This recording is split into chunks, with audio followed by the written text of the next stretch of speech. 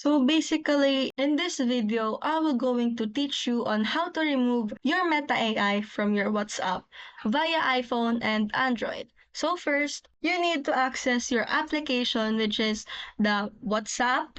And then after accessing it on the Android device, you will see this dashboard and you will going to see also the three dots on the top right corner of your screen, and you just have to click in. And after you click that, bunch of options from the drop-down menu will pop up, which is the new group, new broadcast, link devices, stored messages, settings, and switch accounts. In this case, we will going to choose the settings and then scroll down and navigate to the chats, and then you will see the show meta AI button, and make sure you will toggle this off. And for the iPhone, you need to navigate to your settings. After that, navigate to the general and click it. Also, you will find your iPhone storage once you clicked in, and then you just have to scroll down and look for the WhatsApp application inside your storage. And then, after clicking the WhatsApp, you need to click the offload application for you to able to offload, and will enable you to reinstall it and make the Meta AI turned off. And thank you for watching, and if you find this tutorial helpful, don't forget to like, share, and subscribe for more content. Let me know in the comments if you have any questions or feedback. Until next time, keep learning.